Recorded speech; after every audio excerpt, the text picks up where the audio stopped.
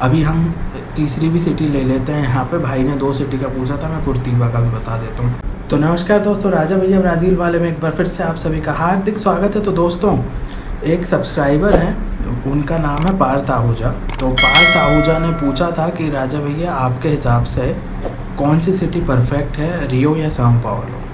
तो वो मेरे ओपिनियंस जानना चाहते थे कि भाई रियो परफेक्ट है या साओ पाउलो, और मैं दोनों सिटीज़ में रह चुका हूँ, तो ये उनका सवाल था। तो दोस्तों, आज इस पे हम लोग बात करेंगे। तो देखो, परफेक्ट वाली चीज़ कोई नहीं होती है। मैं दोनों सिटी के बारे में आपको बता दूंगा और फिर आप डिसाइड कर सकते हो। डिस्क्रिप्शन में एक लिंक है, एक वीडियो मैंने बनाया था जब मैं ब्राज़ील में था, तीनों सिटी का comparison, Rio de Janeiro, Sao Paulo, Curitiba, compare भी किया था और इंडियन सिटी से भी उनको वो किया था कि इंडियन सिटीज़ और ब्राज़ीलियन सिटीज़ जो हैं उनमें क्या डिफरेंसेस हैं और कैसी हैं। तो वो जो कंपैरिजन था वो ज़्यादा करके इंडियन और ब्राज़ील की सिटीज़ का कंपैरिजन था, और ये ऐसा कंपैरिजन नहीं था कि कौन सी सिटी ज़्यादा अच्छी है रहने के लिए। वो वीडियो भी देख लेना तो एक समझ आपको आ जाएगी। और अभी हम डायरेक्ट मुद्दे पे आते हैं। तो देखो दोस्तों, रियो डी जनेरो है वो एक बहुत बड़ी सिटी है और साओ पाउलो भी बहुत बड़ी सिटी है। रियो डी जनेरो जो है वो एक टूरिस्टिक सिटी है और वहाँ पे बहुत आपको टूरिज़्म के लिए बहुत सारी चीज़ें, ऑप्शंस मिल जाएंगे।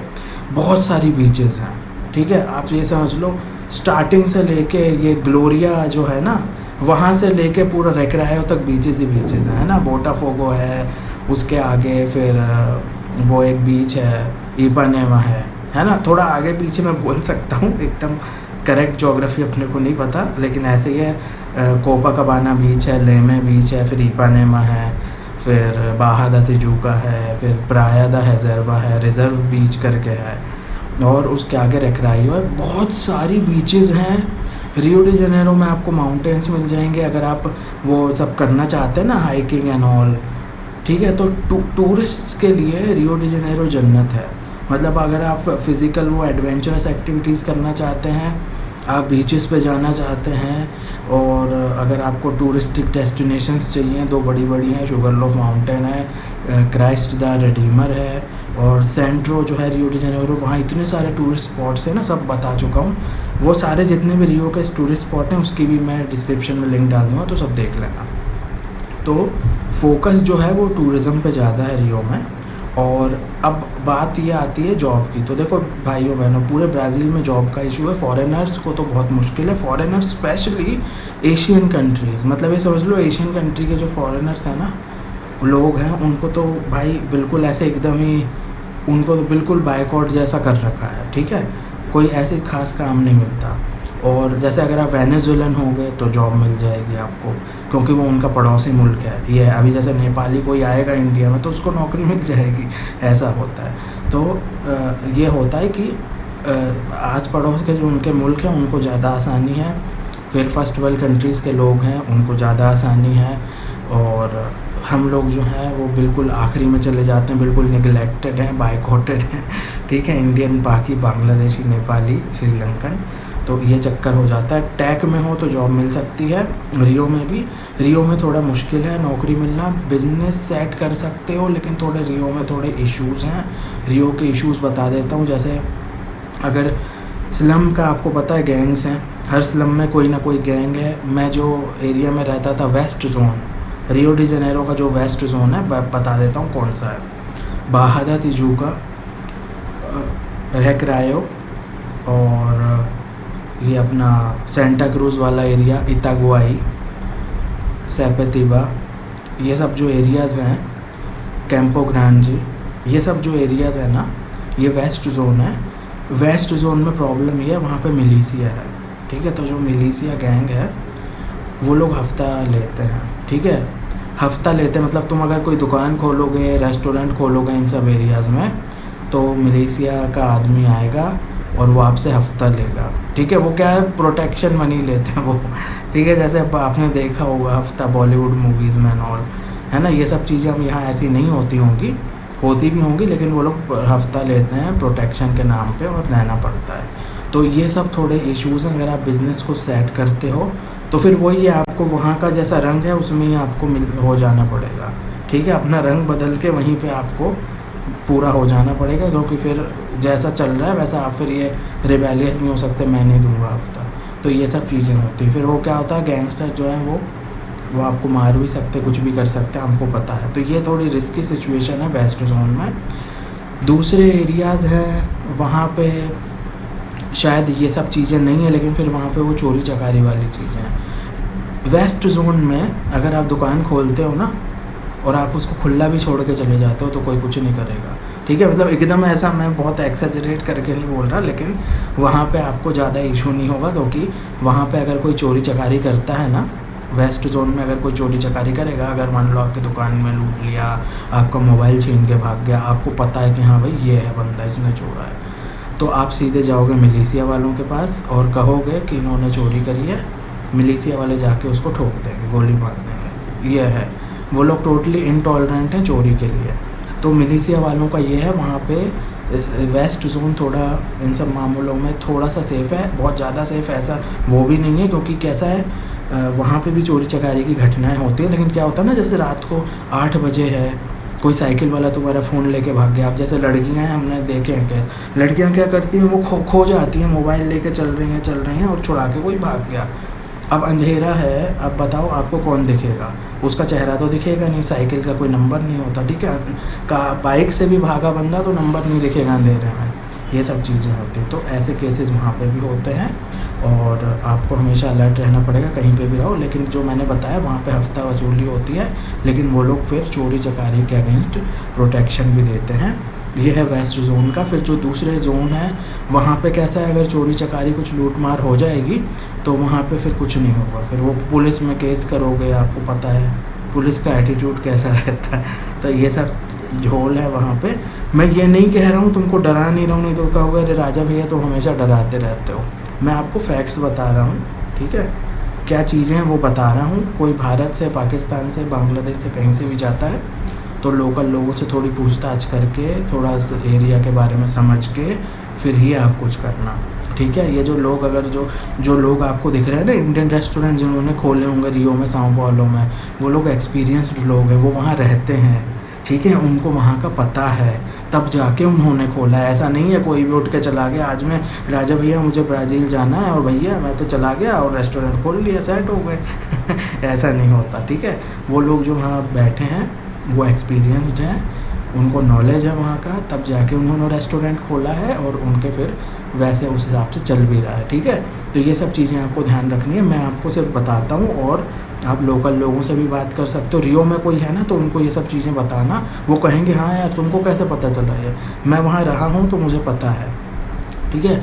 तो अभी आपको क्या करना है, ये सब चीज़ें ध्यान रखनी है। तो रियो में ऐसा है, दूसरे एरियाज़ में है, फिर स्लम्स जो हैं वहाँ कई बार वो इश्यूज़ भी हो जाते हैं, पता है। अभी तो कम है, फायरिंग वायरिंग बहुत ज़्यादा नहीं होती, जैसे रोसिया में थोड़ी कम हो गई है, लेकिन कुछ स्लम्स हैं नॉर्थ जोन की, वहाँ अभी भी फायरिंग होती है। जैसे कॉम्प्लेक्स दो आलेमा हुए, जकारेजियो हैं, पुलिस के ऑपरेशन होते हैं, गैंगस्टर पुलिस के बीच में अभी भी फायरिंग होती हैं। तो ऐसा है इश्यूज़ वहाँ पे। और मैंने वहाँ पे ये देखा है दोस्तों, पूरे ब्राज़ील में 7:30-8 बजे सब बंद हो जाता है, बिल्कुल सारी दुकानें, सुपरमार्केट सब बंद हो जाएगा। और वो अगर आप कभी जाते भी हो ना दुकान में तो वो बहुत ध्यान रखेंगे, सस्पिशियन से देखेंगे ठीक है, क्योंकि रात को चोरी चकारी होती। तो मैंने बताया था आपको, वो वीडियो भी मैं डाल दूँगा डिस्क्रिप्शन में, साओ पाउलो का 7:30-8 बजे सब बंद हो जाता है, ऐसा लगता है भैया कर्फ्यू लग गया, ब्लैकआउट हो गया ठीक है। तो ये सब चीज़ें हैं, तो ये सब चीज़ें आपको ध्यान रखनी पड़ेगी। और जो जैसे रेस्टोरेंट्स हैं वो तो खुले रहते हैं, जैसे इंडियन रेस्टोरेंट हम लोग भी तो गए थे, यात्री डॉक्टर मैं और राज रात को, तो ऐसा नहीं है कि सब पूरा बंद हो जाता है। तो डेफिनेटली रेस्टोरेंट्स खुले रहते हैं और सब सेफ्टी प्रोटोकॉल करना पड़ता है फॉलो। बाकी शॉप्स वॉप्स जो है वो सब बंद हो जाती हैं और उनके वहाँ पे वो सब रूल्स सब फॉलो किए जाते हैं। जैसे अब शॉप हैं तो म्यूनिसिपल कॉरपोरेशन ने दिया होगा कि भाई इतने से इतने ही खोलना है आपको, तो ये सब चीज़ें जो हैं वो फॉलो की जाती हैं वहाँ पे। अपने भारत में कैसा होता है भैया, 10 बजे तक दुकान खुली है जो चाहिए है मुझे, अभी जाऊँगा मैं 10 बजे भी समोसा मिल जाएगा, किराने की दुकान है खुली है, दूध चाहिए, क्या चाहिए भैया सब मिल जाएगा, आपको पान भी खा लोगे 10 बजे रात को ठीक है। तो यहाँ ऐसा रहता है, वहाँ थोड़ा अलग है, ठीक है। तो वहाँ वो लोग पूरा टाइम टेबल फॉलो करते हैं, भाई काम का ऐसा टाइम टेबल है, ठीक है अपना बिजनेस फिर भी। तो ये हो गई रियो डी जनेरो की बात। रियो डी जनेरो ज़्यादा करके टूरिस्टिक है, वहाँ पे आप फिर बिज़नेस कर सकते हो, लेकिन फिर वही है उतना आसान नहीं होगा। और पोर्तुगीज़ आनी चाहिए, कुछ भी काम करना है, नौकरी मिलने में भी बहुत ऐसा वो नहीं है, मतलब ट्राई कर सकते हो आप। टूरिस्टिक डेस्टिनेशन है तो आपको जैसे अब शॉपिंग मॉल से हैं कहीं हैं, आप ट्राई कर सकते हो, लेकिन कम है चांस, ठीक है। और रेस्टोरेंट्स वहाँ पे हैं, बाहा में भी एक नया खुला था, सेंट्रो में है, और ऐसे और भी हैं वहाँ पे रेस्टोरेंट्स, तो उनसे भी आप ट्राई कर सकते हो, है ना। तो ये है रियो डी जनेरो के बारे में बात करी। अभी हम बात करेंगे साओ पाउलो। साओ पाउलो जो है दोस्तों, वो बिज़नेस हब की तरह है, मतलब ये समझ लो वहाँ पे सब दुनिया, पूरे दुनिया के सब लोग हैं वहाँ पे। ऐसे फॉरेनर्स तो रियो डी जनेरो में भी हैं, लेकिन वो साओ पाउलो जो है ना, वो एक अलग ही जगह है। वहाँ पे आपको पूरे ब्राज़ील से लोग मिलेंगे, पूरे दुनिया भर से लोग मिलेंगे वहाँ पे। वो जो मैंने बताया था ना, विंची सिंको जी मार्सो, 25 मार्च स्ट्रीट करके है, वहाँ पे पूरी होलसेल की दुकान है, वो भी वीडियो में डिस्क्रिप्शन में डाल दूँगा, तो देख लेना। पूरी होलसेल की दुकान है, चश्मे के फ्रेम्स की होलसेल की दुकान है, कपड़ों के होलसेल की दुकान है, जो चीज़ चाहिए उसकी होलसेल की दुकान है। तो क्या करते हैं लोग, पूरे ब्राज़ील से करते हैं, Curitiba, Rio de Janeiro, Espirito Santo, हर जगह से वो लोग क्या करते हैं, साओ पाउलो जाते हैं, होलसेल में बैग भर के सामान लाते हैं काफ़ी सारा, और अपनी दुकान है उनकी, वो कहीं रियो में होगी, कहीं कहीं होगी, वो भैया अपनी दुकान में लगा लेते हैं सामान। तो वो लोग ऐसा करते हैं, होलसेल का सामान लेते हैं और दूसरे शहरों में बेचते हैं। अगर आप बिज़नेस करना चाह रहे हो तो ये चीज़ बहुत अच्छी है, आप साओ पाउलो सेलेक्ट कर सकते हो, वहाँ का मार्केट भी देख सकते हो, प्राइजेस भी देख सकते हो, फिर आप कंसीडर कर सकते हो कि हम कोई और सिटी में दुकान खोल लें, है ना। अब देखो साओ पाउलो इतना बड़ा शहर है, वहाँ दुकान खोल के क्या करोगे, तो आप फिर थोड़ा छोटी शहर जा सकते हो, जैसे साओ जोस दोस कैंपोस है, कैम्पिनास है, ऐसे सिटीज़ हैं, जैसे सैंटोस है।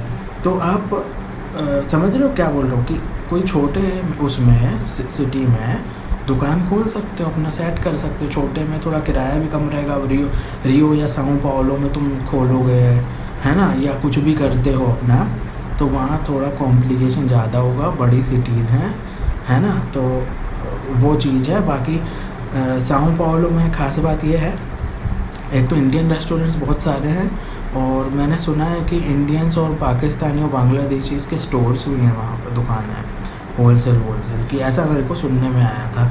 तो कैसा होता है कि साओ पाउलो में अगर आप नौकरी करना चाहते हो तो थोड़ा स्कोप ज़्यादा है, जो अपने इंडियन कम्युनिटी है उसके थ्रू भी आपको कहीं कुछ हो सकता है ना, आप बातचीत कर सकते हो लोगों से। और फिर ये दूसरे तरह की भी ओपनिंग्स रहती हैं, जैसे ब्राज़ीलियन कंपनीज़ होंगी।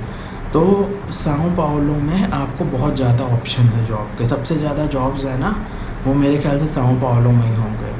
तो साओ पाउलो में आप नौकरी का ट्राई कर सकते हो और बिज़नेस का भी ट्राई कर सकते हो। तो ये है। तो साओ पाउलो में प्रॉब्लम ये है कि साओ पाउलो में जो सेंट्रो है ना, वहाँ पे होमलेस लोग हैं, मेरे पीछे भी आ गए थे, वो वीडियो की भी लिंक डिस्क्रिप्शन में डाल दी है।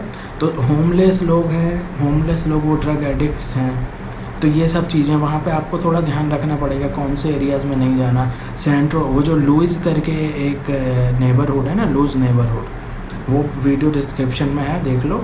तो वहाँ पे ये सब क्राकोलैंडिया करके है, तो वहाँ पे कैसा ड्रग एडिक्ट है, हथियार वाले, वो सब गैंगस्टर वो सब रहते हैं वहाँ पे, ठीक है। तो वो चाकू वाकू आपको मार सकते हैं, तो ये थोड़ा आपको ध्यान रखना पड़ेगा। और ये चाकू वाले केस रियो डी जनेरो में भी होते हैं, लेकिन रियो डी जनेरो में ये चाकू वाले केस मैंने रात को 10 बजे के बाद ऐसे देखे हैं, 9-10 बजे, 11 बजे, 12 बजे, रात को 1, 2, 3 बजे ऐसे देखे हैं। लेकिन साओ पाउलो में सिस्टम ये अलग है, साओ पाउलो में आपको 7 बजे ही चाकू चल जाएगी ठीक है, समझ के बात को। अभी वो इंसिडेंस हुआ था यात्री भाई के साथ, तो यही होता है, 7 के बाद 7-8 बजे ही चाकू चल जाती है वहाँ पे। तो ये चीज़ें सेंट्रो में आप नहीं जा सकते उस टाइम पे, ख़तरनाक है थोड़ा। और ये है सेंट्रो। और नॉर्थ जोन है, मैं नॉर्थ जोन था शायद वो साओ पाउलो जहाँ रहता था, वो संताना एरिया है, वहाँ पे मैं रहता था। तो वहाँ पे कैसा था ना, वहाँ पे यही है, होमलेस लोग और ड्रग एडिक्ट लोग हैं जो चाकू मार सकते हैं आपको। सेंट्रो में भी ऐसे ही है। लेकिन जब आप दूसरे एरियाज़ में जाते हो जैसे भूटंटा है, जर्दिन पाउलिस्ता है, वहाँ क्या प्रॉब्लम होती है दोस्तों, ये भूटंटा जर्दिन पाउलिस्ता वाला एरिया जो है वहाँ पे वो लोग गन दिखा के लूट लेते हैं। 2 लोग आएंगे बाइक पे और गन दिखाएंगे, अगर आपने उनको नहीं दिया तो शूट कर देते हैं वो सीधे, और करते हैं सच्चे में, शूट कर देते हैं वो। तो यूजुअली क्या करते हैं सारे ब्राज़ीलियन लोग जो हैं वो सब दे देते हैं उनको, जो होता है मांगते हैं, मोबाइल होगा, वॉलेट होगा। तो ये थोड़ा इशू है, सेफ्टी का तो इशू है ही ब्राज़ील में। मैं इंडिया में बहुत खुल्लम-खुल्ला बिंदास घूम रहा हूँ, मैं आगे पीछे किधर भी नहीं देखता, मुझे मालूम है यहाँ सेफ़ है, एकदम चिल है, ठीक है। अगर यहाँ मेरा कोई कैमरा लेके भागता है तो वो बेचारा अगले चौराहे पे उसकी पिटाई हो रही होगी, ऐसा है। ठीक है, तो यहाँ सिचुएशन अलग है, वहाँ अलग है। तो ये चीज़ होती, तो ये सब चीज़ें हमको ध्यान रखनी है। साओ पाउलो मुझे थोड़ा ज़्यादा कॉम्प्लिकेटेड और कॉम्प्लेक्स लगा है, ठीक है, वो थोड़ा मैच्ड अप ज़्यादा लगा है मुझे, वो सेंट्रो वेंट्रो वाले एरिया देख के। और भी अच्छे एरियाज़ हैं वहाँ, ऐसा नहीं है, लेकिन फिर वही है, बड़ी सिटी है ना। और रियो डी जनेरो बढ़िया है, स्लम्स हैं और गैंगस्टर लोग हैं ना, वो हमें कुछ नहीं करते। अगर आप स्लम में अंदर भी चले जाओगे तो कुछ नहीं करेगा वो, बस कुछ आप फ़ोटो वोटो निकालोगे, वीडियो, ऐसा कुछ मत करना। तो स्लम में भी जाओगे तो कुछ नहीं होगा, बाकी थोड़े बहुत केस होते हैं। और अगर सेफ्टी के हिसाब से मुझे रियो डी जनेरो थोड़ा सा बेटर लगा है कंपेयर टू साओ पाउलो, ठीक है। तो साओ पाउलो में थोड़ा ज़्यादा लफड़ा लगा है मुझे, ये जो 3-4 महीने में रहा था। तो ये चीज़ें हैं, साओ पाउलो ज़्यादा बिज़नेस वाला एरिया है, रियो डी जनेरो ज़्यादा टूरिस्टिक एरिया है। अभी हम तीसरी भी सिटी ले लेते हैं। यहाँ पे भाई ने 2 सिटी का पूछा था, मैं कुर्तिबा का भी बता देता हूँ। कुर्तिबा जो है भाइयों बहनों, वो एकदम मस्त सिटी है। कुर्तिबा का सिर्फ एक प्रॉब्लम है कि वो साउथ ब्राज़ील में आती है, तो वहाँ ठंड बहुत ज़्यादा होती है और भाई बहुत हालत ख़राब हो जाती है। रियो डी जनेरो में गर्मी बहुत ज़्यादा होती है, साओ पाउलो में ठीक ठाक है, गर्मी सर्दी दोनों होती है, मतलब वहाँ पे पानी भी गिरता है तो ठंडक हो जाती है। साओ पाउलो का जो है वेदर थोड़ा मुझे ज़्यादा सही लगा है, क्योंकि रियो में बहुत तेज़ गर्मी होती है और कुर्तिबा में ठंड बहुत होती है, तो जो बीच का जो वेदर है ना थोड़ा, वो साओ पाउलो में, तो वेदर वाइज साओ पाउलो ज़्यादा अच्छा लगा है। कुर्तिबा जो है वहाँ पे ऐसा है, वो बहुत मॉडर्न सिटी है, वो मॉडर्न सिटीज़ में से आती है, स्मार्ट सिटी है कुर्तिबा, ऐसा मुझे एक ब्राज़ीलियन ने बताया था। स्मार्ट सिटी, पूरा सब सिस्टमेटिक है, सब कुछ, जैसे मैंने बताया था गरीबों के लिए भी रेस्टोरेंट्स हैं, वो सब। कुर्तिबा के वीडियो का भी मैं डाल दे रहा हूँ लिंक डिस्क्रिप्शन में, वो भी देख लेना, ठीक है। तो जो बस सिस्टम है वो बहुत अच्छा है, BRT का, और ऐसे बहुत कुछ चीज़ें हैं वहाँ पे, तो वो बहुत सही लगा। कुर्तिबा में भी जॉब अपॉर्चुनिटीज़ हैं, दूसरे सिटीज़ से, नॉर्थ ब्राज़ील से भी कुर्तिबा आते हैं लोग काम करने, तो वहाँ पे भी जॉब अपॉर्चुनिटीज़ हैं, आपको जॉब मिल सकती है। इंडियन रेस्टोरेंट्स भी हैं, वहाँ से भी कुछ कुछ हो सकती है अपॉर्चुनिटी, हेल्प मिल सकती है, आपको बात करनी पड़ेगी उनसे। कुर्तिबा जो है वो सेफ बहुत है, और वहाँ पे ना रात को अगर आप निकलोगे तो भी कोई इशू नहीं होगा। मैं जब गया था ना, इस्कॉन टेम्पल का वीडियो बनाया था, वो भी डिस्क्रिप्शन में डाल देता हूँ, तो वो देख लेना। इस्कॉन टेम्पल का वीडियो जब मैंने बनाया था तो मैं क्रॉस कर रहा था पैदल सिग्नल, तो क्या हो गया था, एक बंदे ने देख लिया था, मोबाइल था मेरे हाथ में, तो वो मेरे पीछे आ गया और मुझसे वही पूछ रहा था तुम्हें कुछ चाहिए। मैं चुपचाप रहा और निकल गया वहाँ से, मैंने कुछ नहीं बोला, ठीक है। तो ऐसे केस वहाँ पे भी होते हैं, लेकिन बहुत ऐसे वो नहीं है वहाँ पे कि मतलब तुम कुर्तिबा में रात को घूम रहे हो, किसी ने चक्कू मार दी, गोली चला दी, ये वाले केसेस वहाँ कम है। कुर्तिबा जो है ना बहुत सुंदर भी है और थोड़ा सेफ भी है कंपेयर टू साओ पाउलो और रियो, ठीक है। कुर्तिबा का ऐसा है, लेकिन कुर्तिबा का कैसा है ना भाइयों बहनों, वहाँ थोड़ा लोनलीनेस आपको लग सकती है, वो छोटा सिटी है वो कंपेयर टू रियो और साओ पाउलो, वो छोटी सिटी है।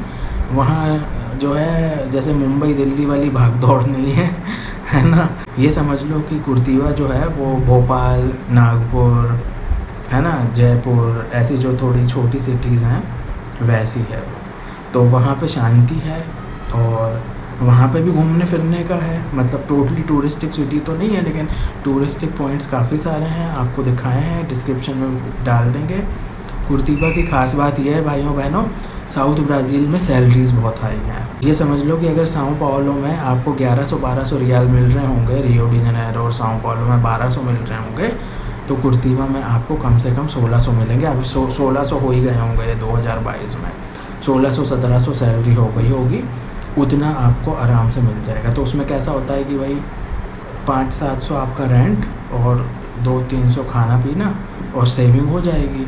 तो कुर्तीबा में ये ख़ास बात है, अगर आप मिनिमम वेज की भी जॉब करते हो तो वहाँ आपकी थोड़ी सेविंग ज़्यादा हो जाएगी compare to Rio de Janeiro और साओ पाउलो।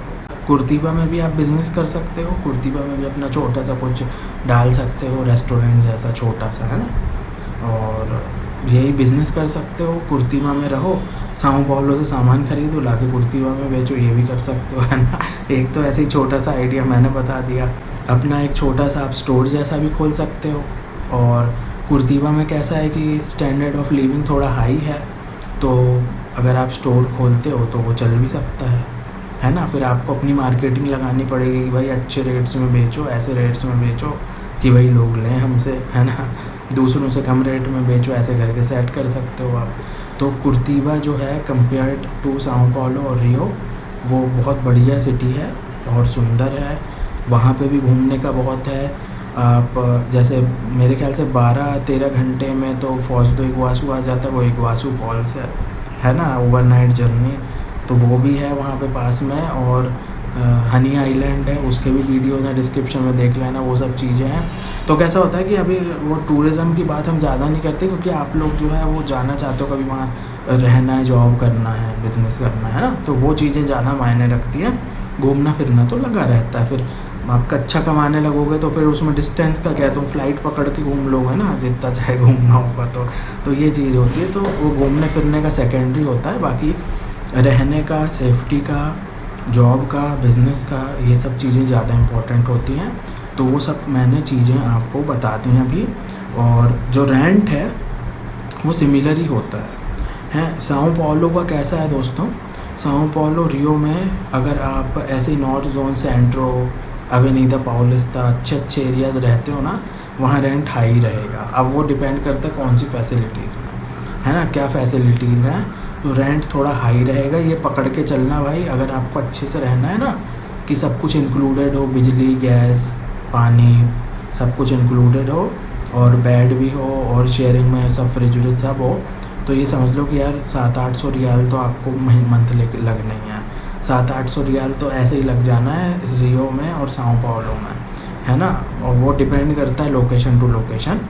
अगर कोई थोड़ी बैकवर्ड लोकेशन होगी बाहर वाली, तो थोड़ी आपको दूर की सिटी से तो थोड़ा कम भी मिल जाएगा।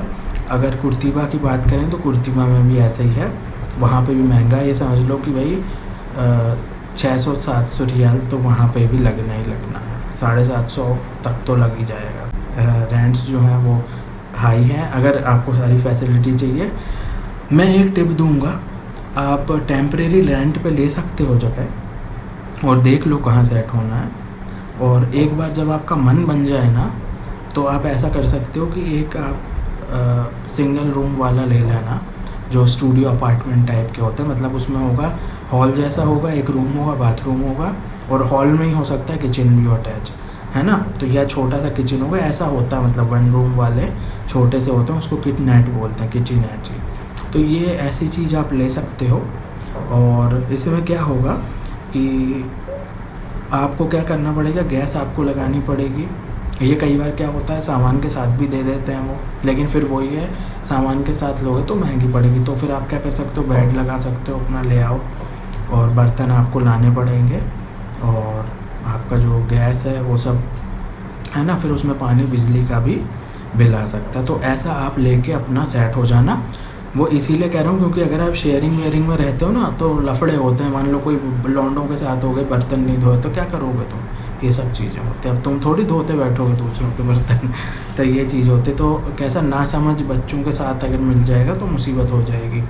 फिर प्रोफेशनल लोग होते हैं, फिर उनका अलग ही लफड़ा होता है, उनको सब टिप टॉप चाहिए, एकदम नीट एंड क्लीन ठीक है। तो ये सब आपको पता है, सोसाइटी में अलग अलग तरह के लोग होते हैं, किसी को कुछ पसंद है, किसी को कुछ पसंद है ना, कोई बहुत ज़्यादा ही अच्छा चाहता है सब टिप टॉप, कोई लोग होते हैं वो ये चाहते हैं कि भाई, है ना, थोड़ा बहुत रिलैक्स हो, है ना, कोई लोग बिल्कुल ही रिलैक्स होते हैं, बर्तन ही नहीं धोना तो ये सब जो चीज़ें होती हैं, ये सब आपको ध्यान रखनी पड़ेगी।